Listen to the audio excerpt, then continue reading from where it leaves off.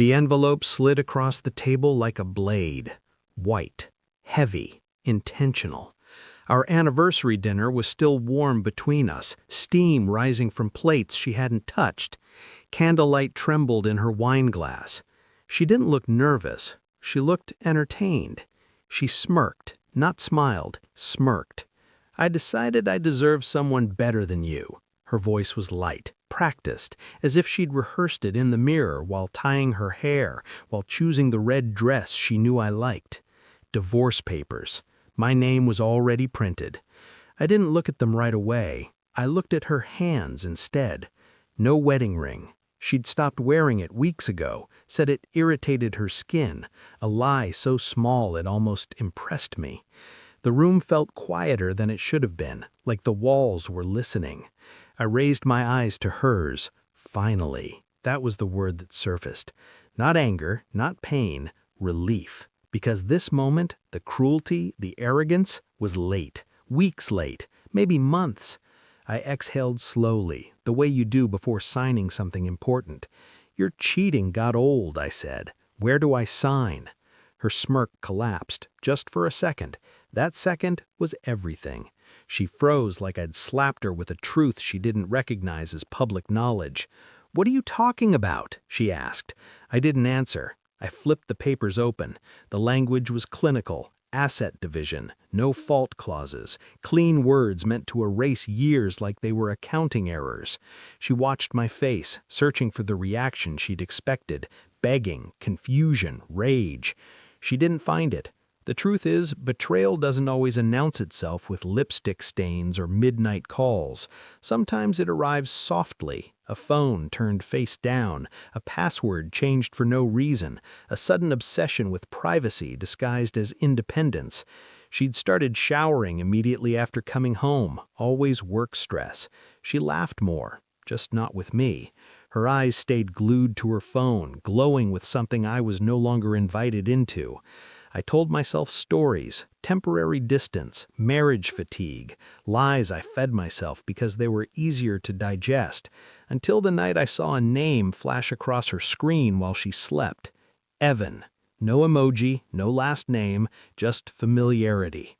I didn't wake her. I memorized the way her mouth curved when she dreamed, the same mouth now set in disbelief across the table. "You're insane," she said finally, defensive, too fast. I signed the first page. Her breath hitched.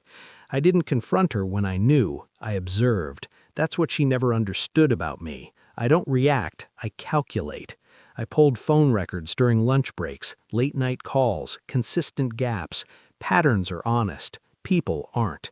I hired a private lab, quiet, efficient.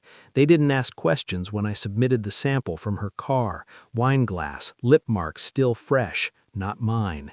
I followed once, just once, watched her park 2 streets away from a hotel she claimed she hated, watched her walk in like she belonged there.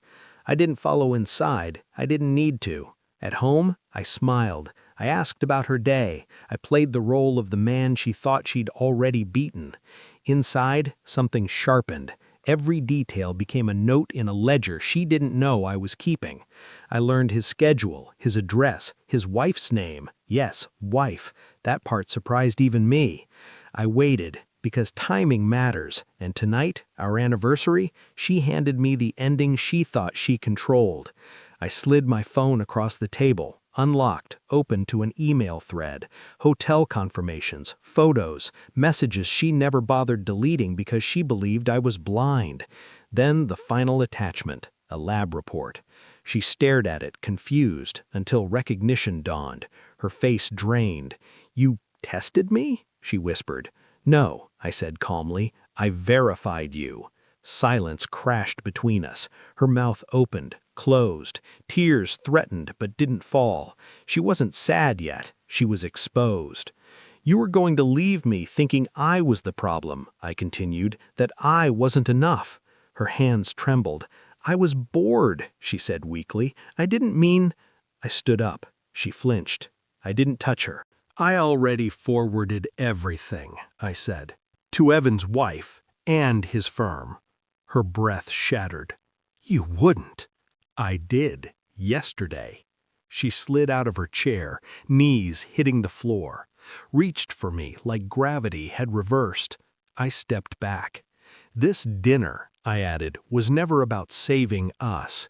It was about watching you think you were winning. She sobbed then, ugly, loud, the sound of someone realizing the story they told themselves is over. I picked up my coat. I signed where it mattered, I said. The rest is just paperwork. I left her there, candle burning low, food untouched, divorce papers stained with tears she thought I owed her. Outside, the night was cold and clear, honest. I didn't feel victorious. I felt finished. Some betrayals don't break you, they clarify you. And as I walked away, I understood something simple and final. She didn't leave me. I outgrew her long